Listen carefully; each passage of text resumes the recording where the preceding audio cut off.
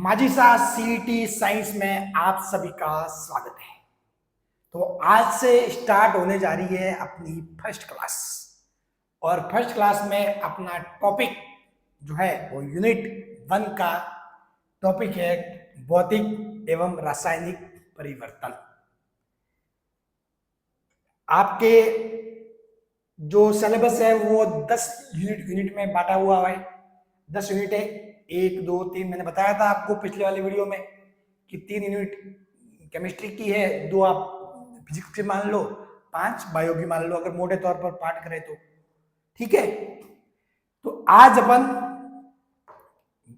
जो यूनिट 1 है ये वाली, इसका भौतिक एवं रासायनिक परिवर्तन, इसको समझने जा रहे हैं, इसको सीखने जा रहे हैं।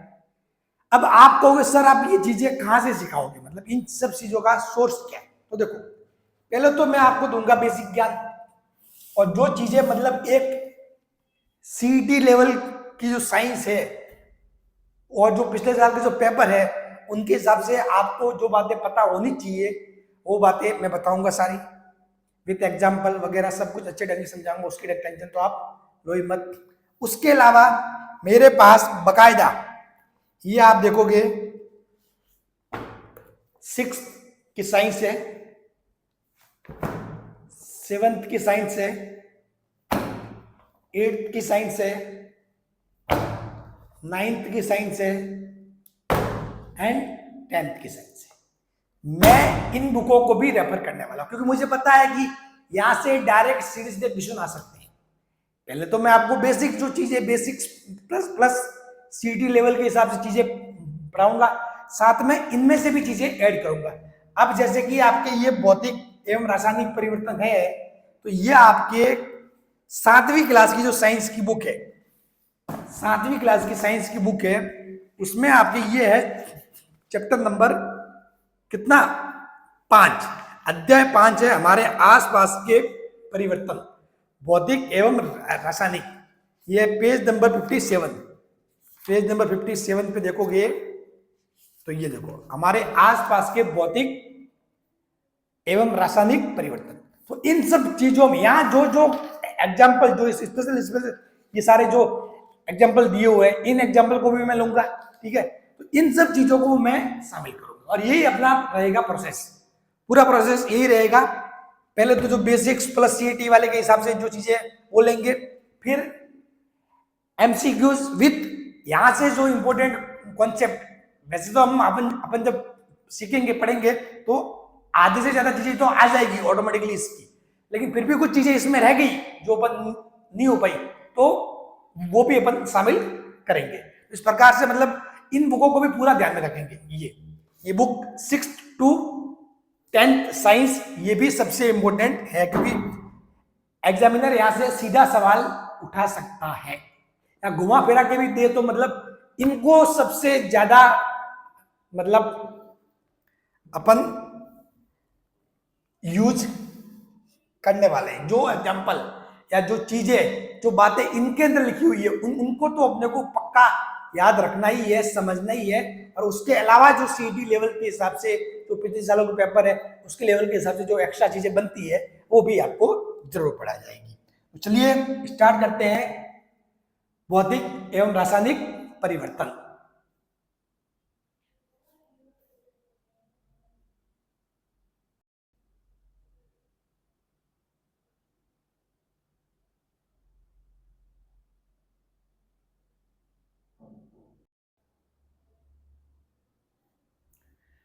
राजस्थान सीईटी 2024 दिल्ली साइंस यानी कि जनरल साइंस चैप्टर 1 की जो क्लास 1 है, इसमें टॉपिक पढ़ेंगे भौतिक एवं रासायनिक परिवर्तन। 12वीं लेवल का है ये जो अपन पढ़ रहे हैं वो, और बिल्कुल अपन एग्जाम ओरिएंटेड, पूरा कंप्लीट लेक्चर होगा, पूरा एग्जाम ओरिएंटेड, फालतू की चीजें नहीं पढ़ाई जाएगी। ठीक है, चलो अब भौतिक एवं रासायनिक करें उससे पहले अपन ये जान लेते हैं कि परिवर्तन क्या होता है। परिवर्तन यानी कि बदलाव, परिवर्तन यानी कि बदलाव, चेंजेस। ये मार्कर यहां पे है, ठीक है, ये मैंने यहाँ पे रख दिया, तो ये भी क्या है, परिवर्तन है। ये मेरे हाथ में था, मैंने तोड़ दिया इसको, ये भी क्या है, परिवर्तन है। कुछ भी नया हुआ, बदला, चेंजेस मतलब परिवर्तन, ठीक है। अब अपन उस परिवर्तन की बात कर रहे हैं किसी पदार्थ के संबंध में, कोई पदार्थ होता है उसके संबंध में। तो जब किसी पदार्थ के, मुझे उम्मीद है आपको दिख रहा होगा सब कुछ चीजें साफ साफ बोर्ड पे, ठीक है। तो नहीं दिख रहा होगा वो मैं आपको जूम करके, ठीक है, जूम करके आपको दिखा दूंगा। और इसकी जो पीडीएफ है, वो पीडीएफ भी मैं आपको टेलीग्राम चैनल पर दे दूंगा। लेकिन आपको सिर्फ पीडीएफ नहीं देखनी है, ध्यान रखना, लेक्चर समझना है। लेक्चर समझोगे तभी बात बनेगी, ठीक है। पीडीएफ में मैंने शॉर्ट में या तो लाइन लिखी होगी, लेकिन उसको मैं बोर्ड पे समझाऊंगा, ठीक है। और ये कहाँ पे मिलेगी, तो वो मैं आपको टेलीग्राम चैनल का लिंक दे दूंगा। आप सर्च मत करना, सर्च करोगे तो आपके सामने बहुत सारे हो सकते हैं, मेरे नाम से बहुत सारे डुप्लीकेट चैनल भी बन रखे हैं, ठीक है। तो उनको ज्वाइन नहीं करना है। मैं आपको इसी वीडियो के नीचे कमेंट बॉक्स में उस टेलीग्राम चैनल का लिंक दूंगा, वहां से आपको चैनल को ज्वाइन करना है। वो है अपना ऑफिशियल चैनल। क्योंकि लैब असिस्टेंट के मामले में हमने नोट्स शेयर किए थे, तो नोट्स बहुत फेमस हुए थे, पूरे राजस्थान ने वो नोट्स पढ़े, तो लोगों ने डुप्लीकेट चैनल बना लिए, ठीक है। टेलीग्राम पे डुप्लीकेट चैनल भी थे जिसमें लिखा था माइजा एजुकेशन नोट्स, क्योंकि बच्चे सर्च ही वो कर रहे थे, सब जगह यही सर्च हो रहा था, Maiza education notes, Maiza education notes, ठीक है। तो उन्होंने उस चीज का गलत फायदा भी उठाया, ठीक है। चलिए, तो मैं आपको लिंक दूंगा, वहीं से आप ज्वाइन करना, बाकी कुछ भी ज्वाइन मत करना। तो पहले बात करते हैं कि भाई परिवर्तन क्या होता है। तो जब किसी को कोई पदार्थ है, अपन परिवर्तन की बात किससे संबंध में कर रहे हैं, पदार्थ के बारे में, पदार्थ से संबंधित, उसके आकार, फिर क्या होता है, अवस्था। आकार यानी कि मतलब आकार कैसा था, पहले ये था, फिर मान लो चेंज हो गया, अपन ने कर दिया इसको ऐसा, ये हो गया पर परिवर्तन किसमें, आकार में। फिर होती है अवस्था, यानी कि मतलब पहले क्या था, मतलब वो द्रव अवस्था में था, फिर गैस बन गया, या फिर पहले ठोस था फिर द्रव हो गया। रंग में चेंज हुआ, रूप में चेंज हो गया, भाई पहले दिखता ऐसा था, ठीक है। रूप यानी कि अभी इसको ये भी बोल सकते हो आकृति, कि भी आकृति में चेंज हुआ, रूप में चेंज होना यानी कि आकृति में चेंज होना, ठीक है। तापमान, संरचना या रासायनिक संगठन में परिवर्तन होता है तो उसे परिवर्तन कहते हैं, ठीक है। बात समझ गए, बात क्लियर। अब जब मैं आपको पीडीएफ दूंगा ना, उस पीडीएफ में ये जो मैंने ये लाइन खींची है, ये काट की है, ये नहीं होंगे मोस्टली, ठीक है। जो काम की चीज होगी तो कहीं मिलेगी, जैसे कि रंग को, सॉरी रूप को अपन आकृति भी बोल सकते हैं, तो मतलब ये लिखा होगा, बाकी ये जैसे कि ये लिखा है ये उसमें नहीं होगा, ठीक है ना। हाँ, तो बहुत सारी चीजें जो मैं यहाँ लिखूंगा वो आपको पीडीएफ में नहीं मिलेगी, इसलिए पूरा लेक्चर देखना जरूरी है।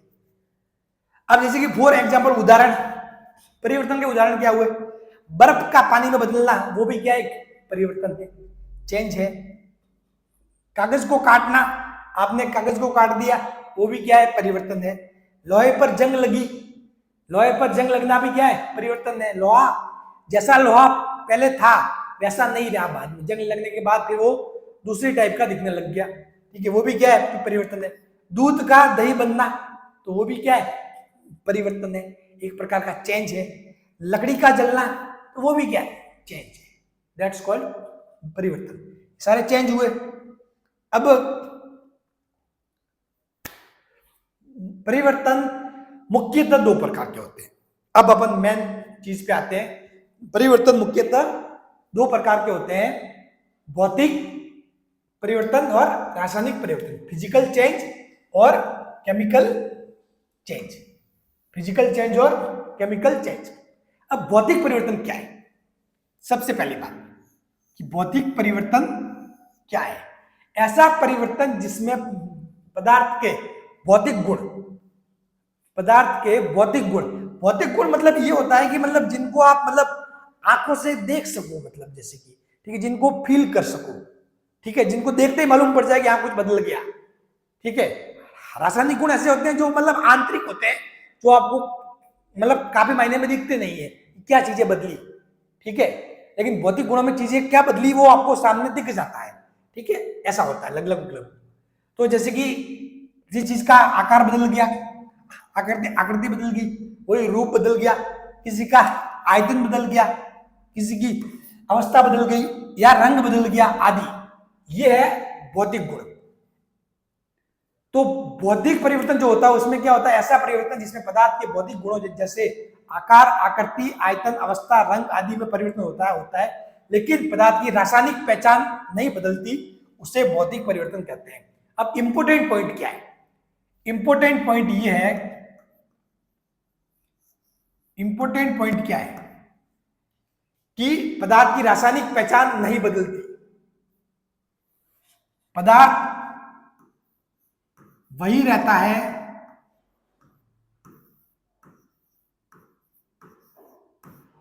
उसकी रासायनिक पहचान नहीं बदलती है, उसकी रासायनिक पहचान नहीं बदलती। मैं आपको सब कुछ समझाऊंगा, धीरे धीरे सब कुछ समझ में आ जाएगा। अभी आपको धुंधलापन लग रहा होगा कि सर ये क्या हो रहा है, अभी तो थोड़ा ऐसे ही चल रहा है, मतलब अच्छे से समझ में नहीं आया। जैसे जैसे लेक्चर पूरा होने को आएगा आप पूरा मास्टर बन जाओगे, ठीक है। तो उसमें क्या होगा, रासायनिक पहचान या फिर रासायनिक संरचना, वो क्या, पदार्थ वही रहता है और रासायनिक संरचना या पहचान नहीं बदलती है, ठीक है, सामान्यतः नहीं बदलती है। बात क्लियर, ठीक है, पदार्थ वही रहेगा। अब देखो सबसे महत्वपूर्ण बात, आप जब एग्जाम में भी सवाल आएगा तो चीज को किस हिसाब से पहचानना है, तो वो महत्वपूर्ण बात है, भौतिक परिवर्तन में नया पदार्थ नहीं बनता है, पदार्थ वही रहता है। भौतिक परिवर्तन में नया पदार्थ नहीं बनता है, पदार्थ केवल वही रहता है। उदाहरण, बर्फ से बनना पानी, बर्फ था, बर्फ पिघला, बर्फ पिघल के बन गया पानी। अब जो बर्फ है, बर्फ क्या है, बर्फ भी उसका अगर रासायनिक फॉर्मूला देखे तो क्या होता है H2O, और जो पानी है उसका भी रासायनिक फॉर्मूला देखे तो क्या है H2O। तो यानी कि बर्फ से पानी बना तो चेंज क्या हुआ है, केवल क्या हुआ है, केवल अवस्था में बदलाव, केवल अवस्था में बदलाव। लेकिन जो पदार्थ है, पदार्थ वो का वो नया पदार्थ नहीं बना है, नया पदार्थ नहीं बना है, ठीक है। क्योंकि जो बर्फ का है, बर्फ था, उसका जो रासायनिक संघटन जो मैंने बताया ना कि भाई पदार्थ वही रहता है, रासायनिक संघटन नहीं बदलता है।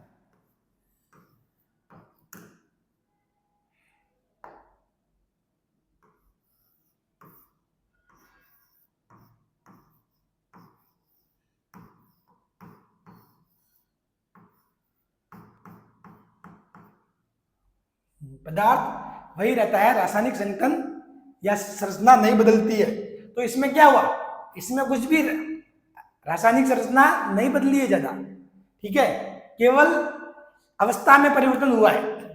अब जो पानी है, पानी से भाप बना तो वो भी क्या हुआ, अवस्था में बदलाव हुआ।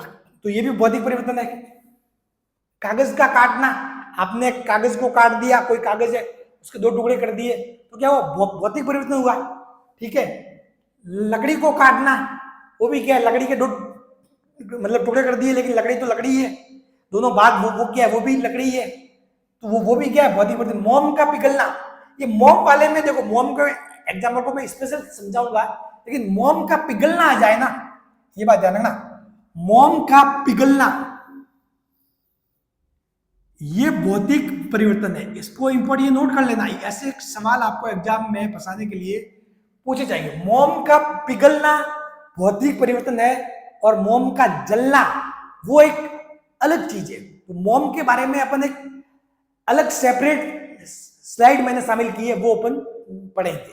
ठीक है, तो सिर्फ मोम का पिघलना, जैसे कि मोम है ठोस ठोस मोम हो गया मोम, ठीक है, उसको अपन ने वो पिघल गया तो वो किसमें लिक्विड मोम में बदल गया, द्रव मोम में बदल गया, तो उसकी अवस्था में सिर्फ बदलाव हुआ है, तो वो भौतिक परिवर्तन है। तो मोम का पिघलना क्या है, भौतिक परिवर्तन है। नमक का पानी में घुलना वो भी भौतिक परिवर्तन है। नमक को आपने पानी के अंदर घोला वो भी भौतिक परिवर्तन है, क्योंकि उस नमक ने पानी के साथ कोई क्रिया करके नया पदार्थ नहीं बनाया है। समझ गए? आपने जो पानी है, पानी के अंदर जो पानी है, ठीक है, ये पानी है, इस पानी के अंदर आपने मिला दिया नमक, इसमें मिला दिया नमक, तो ये नमक इसमें क्या हो गया, घुल गया, लेकिन इसने पानी के साथ मिलकर कोई नया पदार्थ नहीं बनाया। ऐसा नहीं हुआ कि भाई NaCl और H2O की क्रिया होकर कोई नया पदार्थ तैयार हो गया, तो ये चीज नहीं हुई है। ठीक है, नया पदार्थ नहीं बना है। ठीक है, तो नमक का पानी में घुलना ये भी क्या है, भौतिक परिवर्तन। चीनी का घुलना पानी में वो भी क्या है, भौतिक परिवर्तन। ठीक है, जो कांच है, कांच का टूटना वो भी भौतिक परिवर्तन है। लोहे को मोड़ना, लोहे को मोड़ दिया वो भी भौतिक परिवर्तन है। कपूर का उदरपातन, ठीक है, तो वो भी क्या है, भौतिक परिवर्तन है। तो मतलब ये चीजें किसके, भौतिक परिवर्तन के उदाहरण है। आप सभी को उदरपातन तो ध्यान ही होगा, क्या होता है, डायरेक्ट ठोस से सीधा गैस में, उस फॉर्म में। ठीक है,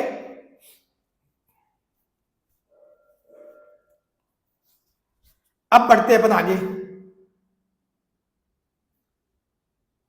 भौतिक परिवर्तन की विशेषताएं क्या होती है, कि आपको एग्जाम में उदाहरण दे दिया कि बताइए कौन सा भौतिक परिवर्तन है और कौन सा रासायनिक परिवर्तन है, उसकी पहचान कैसे होगी। तो देखो, पहला है नया पदार्थ नहीं बनता है। भौतिक परिवर्तन में जो है नया पदार्थ नहीं बनता है, रासायनिक संगठन में परिवर्तन नहीं होता है। पहला तो एक तो सबसे मेन चीज तो है नया पदार्थ नहीं बनेगा, ये तो खोपड़ी में सेट कर लो कि भौतिक परिवर्तन में कोई भी नया पदार्थ नहीं बनेगा। ठीक है, जैसे कि बर्फ से पानी बना तो नया पदार्थ नहीं बना है, ठीक है, वो भी H2O ही था और पानी भी H2O ही है, केवल अवस्था में परिवर्तन हुआ है।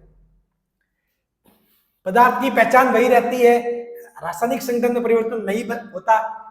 बहुत सारे भौतिक परिवर्तन क्या होते हैं, उत्क्रमणीय होते हैं। उत्क्रमणीय मतलब क्या होता है, जैसे कि उनको उल्टा किया जा सकता है। उल्टा करने का मतलब जैसे कि आपने बर्फ को बदला पानी में, तो आप वापिस पानी को बर्फ में बदल सकते हो। तो बात क्लियर? तो इसमें क्या लिखा है, कई भौतिक परिवर्तन उत्क्रमणीय होते हैं, मतलब बहुत सारे। ऐसा नहीं कि सारे भौतिक परिवर्तन उत्क्रमणीय होते हैं, ये जरूरी नहीं है, ये बात ध्यान रखना। आलोक राज जी आपको फंसा सकते हैं, एक लाइन लिख लेंगे भौतिक परिवर्तन उत्क्रमणीय होते हैं और आप मार दो टिक, यस ये सही है, जबकि नहीं, ये गलत है।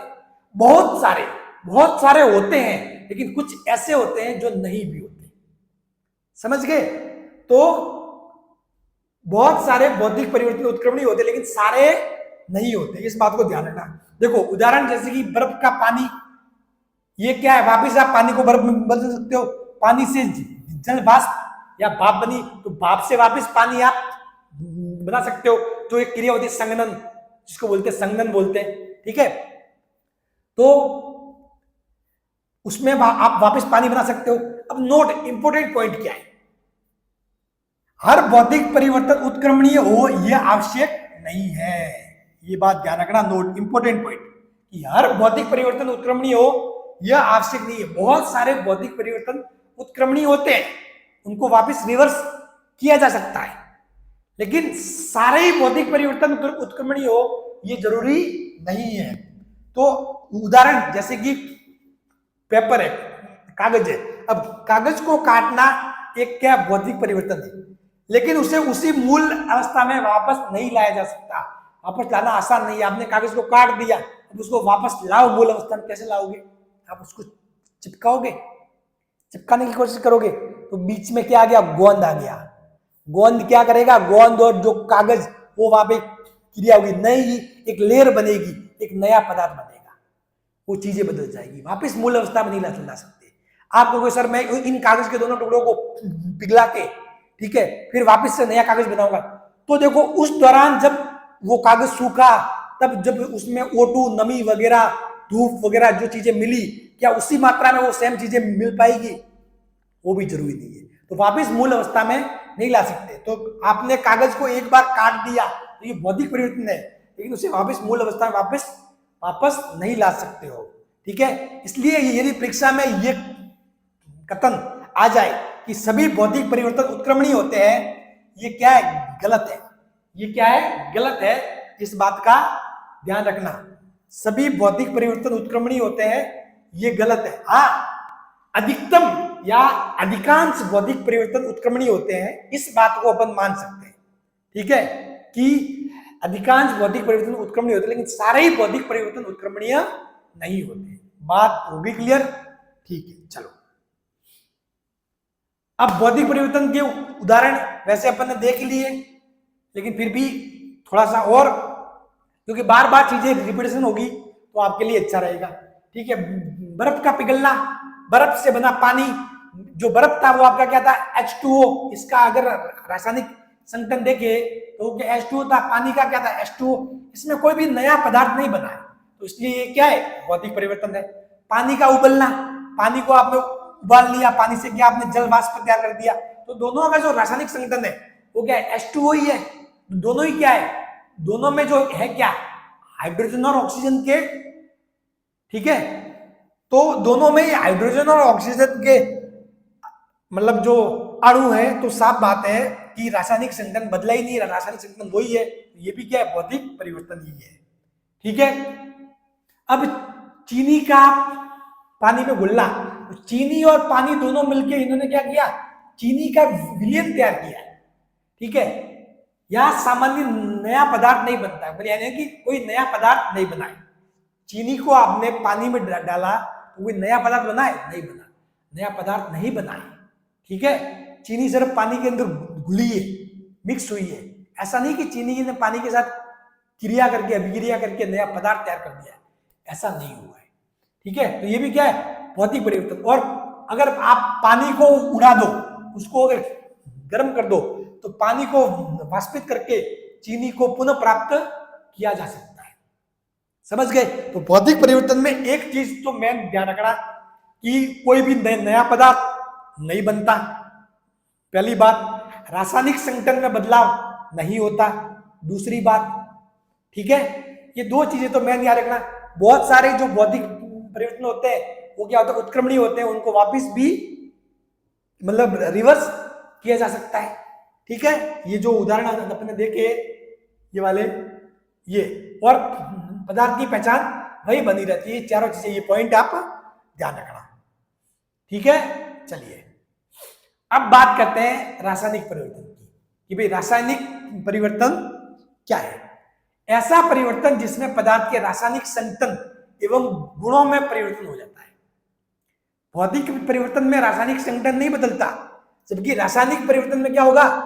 रासायनिक संगठन एवं गुणों में परिवर्तन हो जाता है। और सामान्यतः नया पदार्थ या नए पदार्थ, देखो दो चीजें, नया पदार्थ यानी कि एक पदार्थ बनना, नए यानी कि दो, यानी कि मतलब कहने का मतलब ये हुआ कि रासायनिक परिवर्तन ऐसा परिवर्तन है जिसमें पदार्थ के रासायनिक संगठन और गुण में परिवर्तन होता है, साथ ही एक या एक से अधिक नए पदार्थ बनते हैं। कहने का मतलब यह हुआ कि रासायनिक संगठन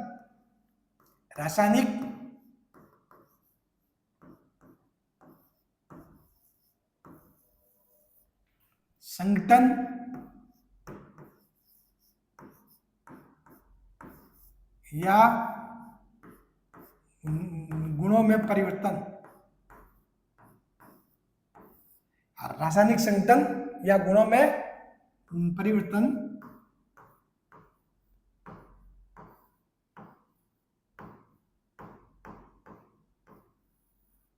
साथ ही क्या होता है, एक या एक से अधिक नए पदार्थ बनते हैं। एक या एक से अधिक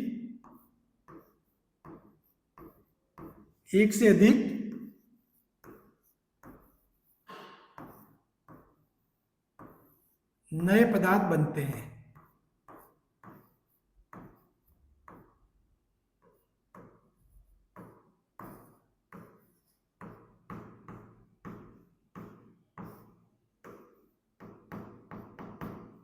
ठीक है, साथ ही एक या एक से अधिक नए पदार्थ बनते हैं। इसको क्या बोलते हैं, रासायनिक परिवर्तन कहते हैं। उदाहरण, लोहे पर जंग लगना। अब लोहे पर जंग लगी तो लोहा था, लोहा किसके संपर्क में आया, वायु के संपर्क में आया, पानी या नमी के संपर्क में आया, फिर जाके लोहा, नमी या पानी और वायु तीनों ने मिलकर एक नया पदार्थ तैयार कर दिया। तो लोहे पर जंग लगना क्या है, रासायनिक परिवर्तन है। वहां पर नया पदार्थ बन जाता है, वो क्या है, रासायनिक परिवर्तन है। लकड़ी का जलना, अब जो लकड़ी है, लकड़ी जल गई तो लकड़ी जली तो राख बनी, ठीक है, उसमें से CO2 निकला, ठीक है, तो बहुत सारी चीजें हुई, तो उसमें नया पदार्थ तैयार हुआ, तो वो भी क्या, रासायनिक परिवर्तन। लकड़ी का जलना, अब लकड़ी का काटना भौतिक परिवर्तन है, लेकिन लकड़ी का जलना रासायनिक परिवर्तन है। कागज का काटना भौतिक परिवर्तन है, कागज का जलना रासायनिक परिवर्तन है। देखो ये आ गया, कागज का जलना। दूध का दही बनना, अब दूध से दही बनता है, ठीक है, तो वो भी क्या है, रासायनिक परिवर्तन है। भोजन का पाचन, आपने कुछ खाया, बॉडी के अंदर जाके वो डिफरेंट पार्ट में टूट गया, उसमें से कुछ नई चीज निकली, उस भोजन में से कुछ तीसरी, मतलब वो बिल्कुल नए पदार्थ बन गए, सेपरेट हो गए, ठीक है। तो भोजन का पाचन भी क्या है आपके, रासायनिक परिवर्तन। मोम का जलना, अब देखो दो चीजें आ गई ना, एक तो है मोम का पिघलना और एक मोम का जलना। इस मोम के जलने में क्या होगा, CO2 निकलेगी, ठीक है, तो वहां पर क्या होगा, नया पदार्थ तैयार हो गया, क्या तैयार हो गया, CO2, भाई CO2 नया पदार्थ बन गया, ठीक है। तो मोम का जो जलना है वो क्या है, रासायनिक परिवर्तन है। तो मोम के बारे में ध्यान रखना, ये बहुत ही ज्यादा इंपॉर्टेंट चीज है। मोम का पिघलना भौतिक परिवर्तन, मोम का जलना रासायनिक परिवर्तन, और मोमबत्ती का जलना बोल दे तो भौतिक और रासायनिक दोनों, मैं बताऊंगा आगे, ठीक है। जो फल है, फल का सड़ना, जैसे कि फल है, कोई फल है, फल का, ये ध्यान रखना, फल का सड़ना या फिर पकना। पहले फल था कच्चा, फिर पक गया, तो जो फल का सड़ना या पकना, ये क्या है आपके, ये आपके रासायनिक परिवर्तन है, क्योंकि नया पदार्थ बन रहा है। पहले जैसे आम था, वो क्या था, कच्चा आम था, अब वो आम पक गया, तो जब वो कच्चा था तब उसमें कुछ चीजें और थी, ठीक है, उसका रासायनिक संगठन कुछ और था, जब वो पक गया तब उसका रासायनिक संगठन कुछ और हो गया, ठीक है। मैग्नीशियम का जलना, चूने के पानी में CO2 प्रोवाइड करने पर CaCO3 बनना, ये एग्जांपल आपकी बुक में भी है, तो उसको मैं अच्छे से आगे लूंगा भी, शामिल करेंगे आगे इसको, ठीक है। प्रकाश संश्लेषण की क्रिया, आपको पता है प्रकाश संश्लेषण की क्रिया में क्या होता है, जो पेड़ पौधे हैं वो अपने लिए भोजन का क्या करते हैं, निर्माण करते हैं, तो उसमें क्या नया पदार्थ बनता है, ठीक है। तो ये सारी चीजें क्या है, रासायनिक परिवर्तन का उदाहरण है। अब रासायनिक परिवर्तन की मुख्य विशेषता क्या है, पहला जो नई चीज है, जो पहली चीज माइंड में आनी चाहिए कि भौतिक में तो नया पदार्थ नहीं बनता, रासायनिक में नया पदार्थ बनता है। भौतिक में रासायनिक संगठन नहीं बदलता है सामान्यतः, यहां पर रासायनिक संगठन बदल जाता है, पदार्थ के रासायनिक गुण भी बदल जाएंगे, अतः इसे वापस मूल पदार्थ में बदलना कठिन होता है। ऐसा नहीं कि नहीं बदल सकते, बदल सकते हैं, ठीक है, सामान्यतः इसे मूल पदार्थ में बदलना कठिन होता है। यानी कि मतलब अधिकतम रासायनिक परिवर्तन ऐसे होते हैं जिनको वापस रिवर्स नहीं किया जा सकता। बात समझ रहे हो? कोई अगर ये बोले कि भाई रासायनिक परिवर्तन को वापस रिवर्स नहीं किया जा सकता, तो ये बात तो बिल्कुल गलत है। कुछ रासायनिक परिवर्तन ऐसे भी होते हैं जिनको रिवर्स किया जा सकता है, जिनको वापस उल्टा किया जा सकता है, ठीक है, पुनः उसी अवस्था में लाया जा सकता है। लेकिन सामान्यतः या अधिकतम रासायनिक परिवर्तन ऐसे होते हैं जिन्हें वापस मूल पदार्थ में बदलना क्या होता है, टफ होता है, ठीक है। इसमें क्या होता है, ऊर्जा का अवशोषण या उत्सर्जन हो सकता है। इसमें ऊर्जा का अवशोषण या फिर उत्सर्जन भी होता है। जैसे कि रासायनिक अभिक्रिया होती है तो ऊष्माक्षेपी होती है, ऊष्माशोषी होती है, ठीक है। ऊष्माशोषी होती है, उसमें क्या होता है कि बाहर से ऊष्मा दी जाती है। ऊष्माक्षेपी यानी कि वो ऊष्मा निकालता है। कोई अभिक्रिया ऐसी होती है जिसमें ऊष्मा बाहर निकलती है, ठीक है। जैसे कि कोई मान लो कोई चीज है, ये मान लो अब इसके अंदर क्या हुई, रासायनिक अभिक्रिया हुई, तो ऊष्मा जो शेपी हुआ ना, ऊष्मा शेपी ने तो क्या किया, बाहर ऊष्मा दे दी, बाहर ऊष्मा दे दी, ऊष्मा शेपी,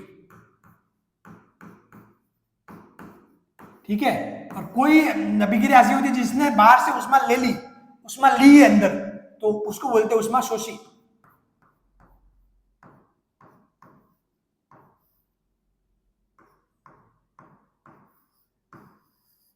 उसको बोलते हैं ऊष्मा शोषी, ठीक है। चलो, सबसे महत्वपूर्ण कॉन्सेप्ट मोमबत्ती वाला, मोमबत्ती वाला जो एग्जांपल है वो सबसे महत्वपूर्ण है। मोमबत्ती का उदाहरण सीटी में बहुत उपयोगी है। ये आपको घुमाने के लिए, उल्टा पुल्टा करने के लिए काफी है। ये सवाल अगर सही से नहीं पढ़ा तो देखो, मोमबत्ती जलने पर दो परिवर्तन होते हैं, दो चीजें होती है। एक तो होता है, एक तो मोम पिघलता है, एक मोम सामने जलता है। तो एग्जाम में इससे तीन तरीके से सवाल बन सकते हैं। आपसे ये पूछिए कि भाई मोम का पिघलना, तो वो तो ठोस मोम से द्रव मोम में बदल गया, तो ये हो गया आपके भौतिक परिवर्तन। मोम का जलना क्या हो गया, रासायनिक परिवर्तन हो गया। क्यों? क्योंकि उसमें नए पदार्थ बनते हैं, CO2 बन गया उसमें, ठीक है। CO2 होने की कार्बन डाइऑक्साइड, और क्या बना, H2O बना, ठीक है। तो मोम का जलना क्या हो गया, रासायनिक परिवर्तन हो गया, ठीक है। लेकिन मोमबत्ती का जलना, तो उसमें दोनों परिवर्तन आ गए। मोमबत्ती बोल दिया यानी कि दोनों परिवर्तन आ गए, जिसमें मोम पिघलती भी है और मोम जलती भी है, यानी कि भौतिक परिवर्तन भी हुआ और रासायनिक परिवर्तन भी हुआ। तो इसलिए मोमबत्ती का जलना भौतिक एवं रासायनिक दोनों प्रकार के परिवर्तनों का उदाहरण है। इस बात को खोपड़ी में सेट कर लेना। मोम का जलना यानी कि CO2 और H2O नए पदार्थ बनना यानी कि रासायनिक परिवर्तन, मोम का पिघलना यानी कि ठोस से द्रव में बदलना यानी कि भौतिक परिवर्तन, और मोमबत्ती का जलना जिसमें ये दोनों चीजें साथ में होती है, इसलिए इसको भौतिक एवं रासायनिक परिवर्तन दोनों होते हैं इसमें, ठीक है। क्लियर? अब बात करते हैं कागज का उदाहरण। अब जैसे कि कागज का काटना, तो कागज के जो छोटे टुकड़े हैं, ठीक है, आपने कागज को काट दिया, तो ये क्या भौतिक परिवर्तन है। ये क्या भौतिक परिवर्तन है, कागज के जो छोटे टुकड़े हैं, इन छोटे टुकड़ों को क्या जोड़ के आप नया पदार्थ बना सकते हो? नहीं बना सकते, ठीक है। तो ये क्या है, अनुत्क्रमणीय भौतिक परिवर्तन है। अब ये कागज का काटना क्या है, भौतिक परिवर्तन तो है, लेकिन कौन सा है, अनुत्क्रमणीय, यानी कि जिसको रिवर्स नहीं किया जा सके।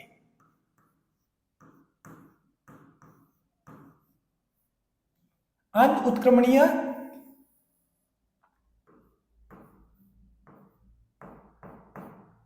भौतिक परिवर्तन,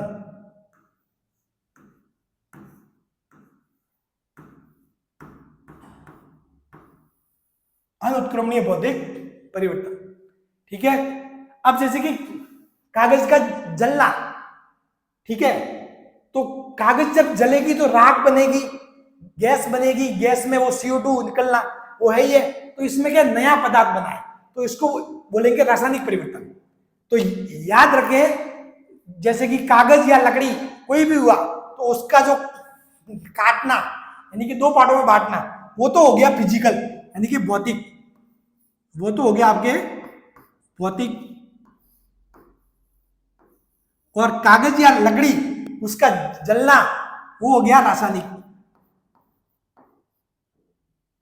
वो हो गया रासायनिक।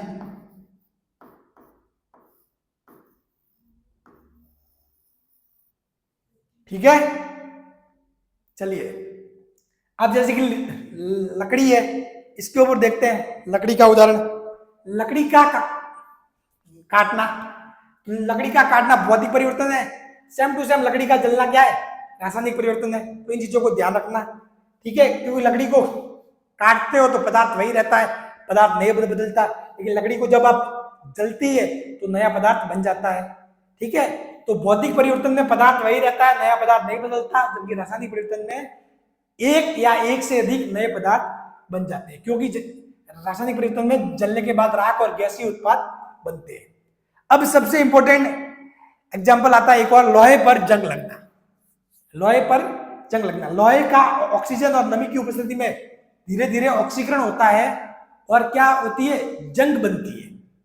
जंग क्या है, अपने आप में एक नया पदार्थ है। ये जंग क्या है, नया पदार्थ है। जंग क्या है, नया पदार्थ। जंग क्या है, नया पदार्थ। और ये नया पदार्थ तैयार कैसे होता है, जो शुद्ध लोहा था, शुद्ध लोहे के साथ वायु O2 ऑक्सीजन और नमी या पानी ये मिल गया, तो इन तीनों की जो क्रिया होती है, ठीक है, तो उससे बनती है जंग।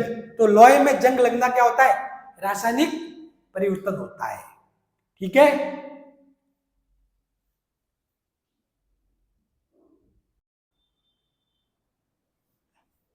तो अब देखिए लोहे पर जो जंग लगना है, उसका जंग जो है वो नया पदार्थ है, और जंग का जो सामान्य सूत्र है वो क्या है, Fe2O3.XH2O। ये ध्यान रखना एग्जाम में, क्योंकि अब तक बच्चे यही सोचते हैं, ये पूछेंगे क्या लोहे पे जंग लगना रासायनिक अभिक्रिया, उसको क्या कर लिया आपने, रट लिया। रटने से काम नहीं चलेगा, ये अधीनस्थ बोर्ड है, कुछ भी पूछ सकता है। और ये लोहे पर जंग लगना, मोमबत्ती वाला, ये दो एक एग्जाम्पल तो ऐसे हैं जिनमें घुमा फिरा के सवाल पूछ सकता है। एग्जाम्पल यही है, लेकिन इन्हीं में घुमा फिरा के पूछ सकता है।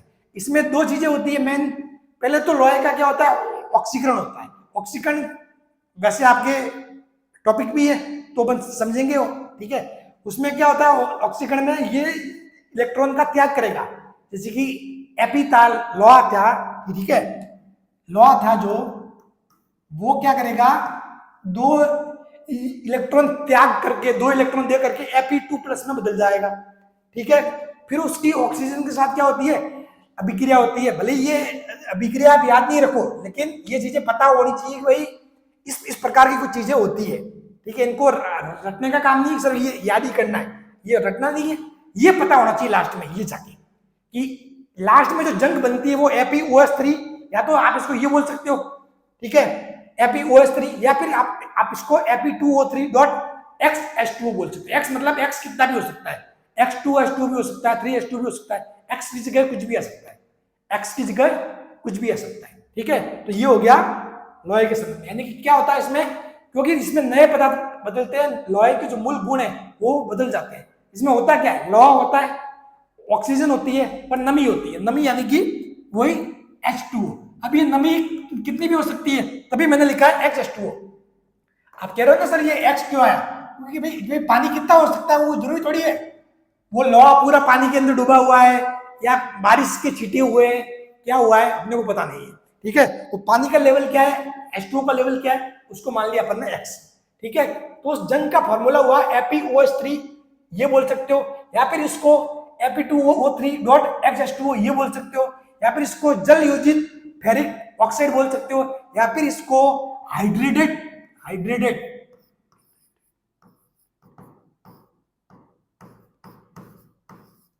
ठीक है, हाइड्रेटेड फेरिक ऑक्साइड भी बोल सकते हो, इसको आप हाइड्रेटेड फेरिक ऑक्साइड भी बोल सकते हो। ये मैं लिख लूंगा नोट्स में, हाइड्रेटेड, ठीक है। जल योजित यानी कि हाइड्रेटेड, समझ गए? शुद्ध हिंदी में बोल रहे हो जल योजित, इंग्लिश में बोल दो हाइड्रेटेड फेरिक ऑक्साइड। बात क्लियर? ठीक है। तो जंग लगने के लिए जो आवश्यक परिस्थितियां वो क्या होती है? लोहे में जंग लगने के लिए मुख्य रूप से ऑक्सीजन और या जल या नमी ये आवश्यक होते हैं। ये लोहे को पानी और ऑक्सीजन के संपर्क से बचाया जाए तो जंग को कम भी किया जा सकता है। वैसे जंग को किसी भी लोहे पे जंग नहीं लगे तो उसके लिए एक चीज की जाती है, करते हैं, जो बहुत बार एग्जाम में पूछा गया है, जिसको बोलते हैं जस्ता का यूज करना, इस चीज जिसको बोलते हैं गैल्वेनाइजेशन, गैल्वेनाइजेशन, ठीक है। इसमें क्या होता है, लोहा या इस्पात पर जस्ता यानी कि जिंक, जेडन क्या होता है, जिंक, जिंक होता है, जिंक की परत इसके ऊपर लगाते हैं, जिससे क्या होता है ऑक्सीजन के साथ क्रिया नहीं होती और फिर वो जंग उसके नहीं लगती, तो इसको बोलते हैं गैल्वेनाइजेशन। गैल्वेनाइजेशन एक ऐसा चीज है या फिर मतलब एक ऐसा माध्यम है जिसमें अपन क्या करते हैं, लोहे या इस्पात के ऊपर जिंक या जस्ता उसकी क्या करते हैं, परत लगाते हैं। क्या लगाते हैं? परत, उसकी परत या उसके ऊपर वो करते हैं ताकि उससे उसको जंग लगने से बचाया जा सके। वैसे नॉर्मली अपन घर पे क्या करते हैं, लोहे को जंग लगने से बचाने के लिए क्या करते हैं, पेंटिंग करते हैं या फिर उसके ऊपर कुछ तेल लगा लेते हैं, ठीक है। ये जो घर के जो जुगाड़ है वो अपन यही करते हैं। कोई लोहा पड़ा है, आपको लगता है कि यार लोहे का गेट है यार, इस पे जंग आ जाएगी, तो आप क्या करते हो, पेंट करते हो, ठीक है, ठीक है। वो बाकी सबसे बेस्ट जो है मतलब तरीका वो ये है गैल्वेनाइजेशन, जिससे जंग से बचा जा सकता है। और ये एग्जाम में बहुत बार आता है, गैल्वेनाइजेशन क्या होता है, तो लोहे के ऊपर जो जस्ता होता है, जिंक होता है, उसकी परत को चढ़ाना, ठीक है। फिर दूध का दही बनना, दूध में उपस्थित लैक्टोज पर सूक्ष्म जीवों की क्रिया से लैक्टिक अम्ल बनता है। दूध का जो दही बनता है उसमें क्या होता है, दूध में उपस्थित लैक्टोज पर सूक्ष्म जीवों की क्रिया से लैक्टिक अम्ल बनता है। इससे दूध के गुणों में स्थायी रासायनिक परिवर्तन हो जाता है, इसको बोलते हैं रासायनिक परिवर्तन। अब एक चीज और है, दूध का खट्टा होना, यानी कि दूध का दही नहीं, दूध का खट्टा होना ये बोल दे, तो ये भी क्या है, केमिकल चेंज है, ये भी रासायनिक चेंज है, समझ गए। दूध का खट्टा होना भी केमिकल चेंज, क्योंकि दूध खट्टा हो गया मतलब उसमें कुछ चेंज हो गया, उसमें कुछ क्या हो गया, क्या बोलते हैं, अम्लीय चीज आ गई, उसमें कुछ अम्लीय चीज आ गई। तो यानी कि दूध का खट्टा होना भी क्या है, केमिकल चेंज है, रासायनिक परिवर्तन है। ध्यान रखना, दूध का दही बनना ही नहीं, दूध का खट्टा होना भी रासायनिक परिवर्तन है। इस बात को खोपड़ी में आप बिठा लेना।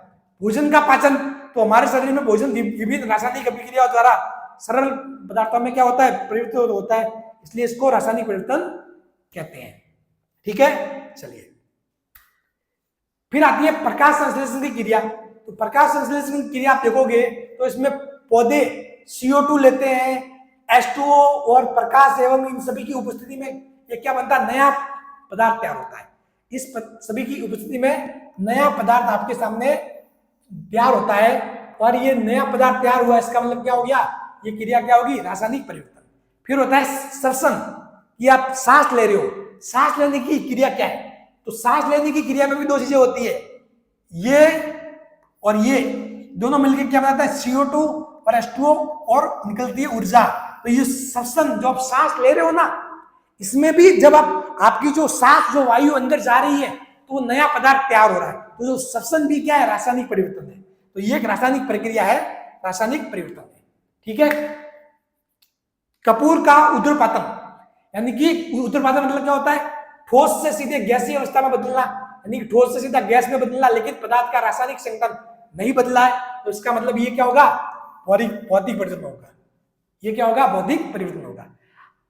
नेक्स्ट होता है आयोडीन का ऊर्ध्वपातन, तो ये भी क्या होगा, सीधा आयोडीन को गर्म करने पर वो सीधे वाष्प में बदल जाता है, भाप में बदल जाता है। ऊर्ध्वपातन मतलब क्या होता है, सीधा ठोस से सीधा गैस में बदलना, वो होता है ऊर्ध्वपातन। तो ये भी क्या हुआ, भौतिक परिवर्तन हुआ, ठीक है। चलो फिर आता है नमक का पानी में घुलना। तो NaCl पानी में घुलकर आयनों के रूप में फैल जाता है। NaCl पानी में घुलकर जो है आयन आपको दिख रहा होगा शायद सही से, हाँ, आयनों के रूप में फैलकर सॉरी NaCl पानी में घुलकर आयनों के रूप में फैल जाता है और सामान्य परिस्थितियों में पानी को हटाकर नमक प्राप्त किया जा सकता है। तो इसमें भी कोई नया पदार्थ नहीं बनता, ये भौतिक परिवर्तन ही है। ठीक है, अब है रासायनिक परिवर्तन के कुछ महत्वपूर्ण उदाहरण। एक नया दहन, जैसे कि जो ईंधन होता है, ईंधन आपके जैसे बाइक में, ठीक है, जो पेट्रोल एक ईंधन है, वो ऑक्सीजन के साथ क्रिया करके नया पदार्थ और ऊर्जा निकलती है। तो जो बाइक जब स्टार्ट होती है तो जो क्रिया होती है वो क्या है, वो आपके क्या है, रासायनिक परिवर्तन है। जंग लगना वो भी क्या है, रासायनिक परिवर्तन है। दूध का दही बनना वो भी रासायनिक परिवर्तन है। फल का सड़ना ये भी रासायनिक परिवर्तन है, केमिकल चेंज है। भोजन का पचना केमिकल चेंज, प्रकाश संश्लेषण केमिकल चेंज, और पटाखे का फटना, जब पटाखा फटता है तब उसमें भी क्या धुआं निकलता है, O2 निकलती है, नया पदार्थ बनता है। तो ये भी क्या है, रासायनिक परिवर्तन के उदाहरण है। ठीक है, क्या सभी केमिकल चेंज, यानी कि कहने का मतलब ये है, क्या सभी रासायनिक परिवर्तन अनुत्क्रमणीय होते हैं?